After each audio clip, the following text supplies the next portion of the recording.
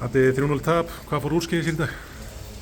Það sem fór úrskeiðis var bara í fyrri hálfleiknum. Við byrja leikinn virkilega vel, vorum að komast í þess svæði og aðeins stöðu sem við vildum, en vorum því miður ekki nógu skarpir að klára þeir færi sem við fengum. Og síðan skora Keflavík gegn frábært mark utan teig og svo er henni gefið 2 mörk.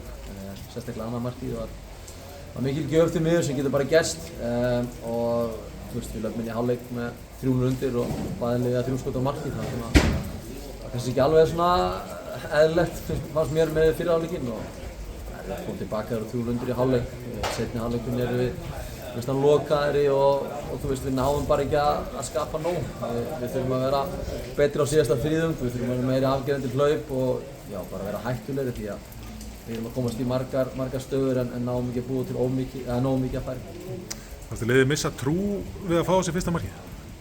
Mér fannst aðeins pompa niður, já, og það er kannski, eðlilegt, en við þurfum að passa upp á andlitið að þó að þú er búinn að spila vel og færð á því 1 mark, þá er versta sem við gerum það er að fara niður 10-20%. Þú ert að halda áfram, það er mestu líkurnar að koma tilbaka og við þurfum að vinna í því og vinna í síðasta þriðjung því að bæði í þessum leik og síðasta leikum með Þór þá byrjum við leikina virkilega sterkt og við erum bara klúrum mörgum færum og mörg breyta leikjum. Ef við komumst yfir í dag eða þá móti Þór þá kannski væri staðan allt önnur og það blæs aðeins á móti núna og við þurfum bara að vera sterkir og halda áfram. Það er leikur á sundaginn á móti FH heima sem er úrslitaleikur eins og flestir verða núna og þannig að það er bara verk að vinna og við þurfum að standa saman til að komast í gegnum þetta. Taka eitthvað jákvætt út úr þessum leik? Já, mér finnst jákvætt, eins og ég segi, hvernig við byrjum leikinn. Við spiluðum með flott og gerðum marga góða hluti og mér finnst líka ungu strákarnir sem kom inn á að standa sig vel. Það var gaman að sjá. Það er alltaf eitthvað jákvætt þó þú tapir, það er ekki allt ömurlegt og heldur ekki allt frábært þegar við vinnum fótboltaleiki og við bara þurfum að halda áfram og við þurfum að passa upp á að við vitum í hvaða stöðu við erum. Þetta er ótrúlega þétt og við erum í fallbaráttu, það er ekkert annað í kortunum. Við þurfum að vanda okkur að hugsa hvern annan, bakka hvern annan upp og þannig komast út úr þessu. Hversu öruggur finnst þér þú sjálfur í starfi? Ég finnst þér bara öruggur í starfi. Ég veit nákvæmlega hvað er hafið mér og ég veit hvað hefur þeim og við gerum okkur alveg grein fyrir stöðunni og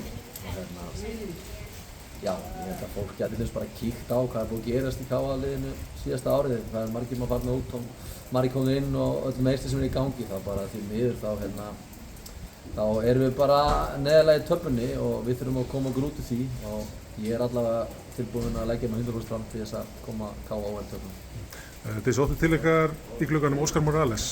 Hvernig sérðu fyrir hans hlutverk í KA-liðinu?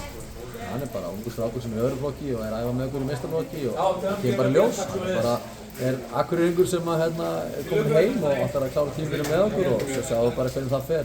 Það er of snemmt að segja til hvað hlutverki hans er en staðinn núna þá er hann af meistaraflokki en hann er annar saman. Er það að fara að fá einhverja fleiri inn á markan? Ég bara veit það ekki. Ég er bara heilig svar. Ég býst ekki við því. Takk fyrir.